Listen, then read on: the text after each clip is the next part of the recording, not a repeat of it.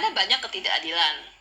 Pelaku kejahatan bebas, yang tidak bersalah justru dihukum, pemerasan oleh pihak yang berkuasa, atau kasus-kasus kejahatan yang tidak pernah diungkap. Ada juga banyak orang yang tidak tahu aturan hukum. Dalam ketidaktahuannya itu mereka dianggap bersalah karena melanggar hukum atau melakukan kejahatan. Ketidaktahuan ini yang mengakibatkan kebanyakan orang tidak punya posisi tawar, tidak tahu hak atau kewajibannya, tidak paham bagaimana meningkatkan kapasitas hidupnya, keluarganya, masyarakat, atau lingkungan. Apalagi sebagian besar penduduk Indonesia adalah lulusan SD atau SMP saja. Ini juga yang mengakibatkan banyak orang menjadi salah kaprah dan terlibat konflik. Seharusnya orang dinyatakan benar atau salah bukan karena dia kaya atau dia miskin.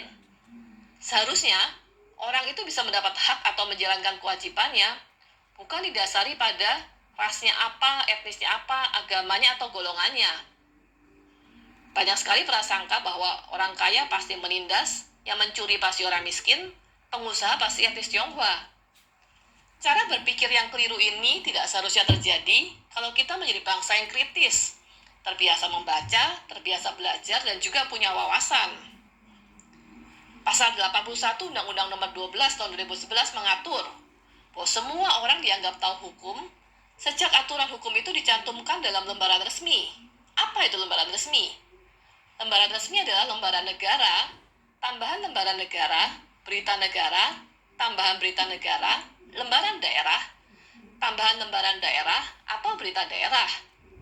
Sementara, sosialisasi peraturan hukum ini sangat sedikit dilakukan. Pengetahuan hukum menjadi hal yang eksklusif dipahami hanya oleh kalangan yang berprofesi di bidang hukum. Keadaan masyarakat yang buta hukum dan ketiadaan literasi hukum yang kontekstual dengan kebutuhan masyarakat menjadi akar banyak persoalan. Kemiskinan, kebodohan, ketidakadilan, ketidakberdayaan, dan terjerat dalam berbagai persoalan ideologi, politik, budaya, sosial, ekonomi, maupun kesehatan. Saya berkomitmen bekerja membangun literasi masyarakat. Ada berbagai jalan. Yang utama adalah bagaimana kita mengembangkan pustaka di masyarakat, terutama untuk anak. Anak dan masyarakat ini tidak boleh menjadi masyarakat yang illiterate. Pedesaan adalah wilayah yang jarang mendapat perhatian. Hal lain adalah bagaimana mengembangkan literasi kontekstual masyarakat, membuat aturan hukum ataupun teks-teks yang sulit mudah dipahami anak dan masyarakat, membuat aturan hukum dan teks-teks ilmu pengetahuan menjadi kontekstual dengan kehidupan sehari-hari masyarakat. Mengapa petani singkong seperti tak pernah lepas dari kemiskinan?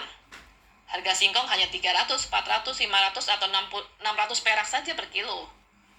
Seandainya petani mendapat kesempatan belajar ilmu hukum, tahu bagaimana membuat kontrak pertanian, bagaimana membangun organisasi tani yang kuat, bagaimana mendapat kepastian ketersediaan pupuk dan harga jual yang baik, tentu akan ada perubahan. Mengapa banyak perempuan menjadi tak berdaya, berdiam diri menerima setiap caci maki, tamparan, tendangan, eksploitasi seksual atau ekonomi? Ketidaktahuan dan ketakutan yang membuat mereka diam tak berdaya. Ilmu hukum dan ilmu-ilmu yang lain harus masuk memerdekakan masyarakat dari ketidakadilan. Disitulah saya bekerja. Setiap kita bisa membuat dunia menjadi lebih baik kalau ada kesungguhan untuk terus bekerja.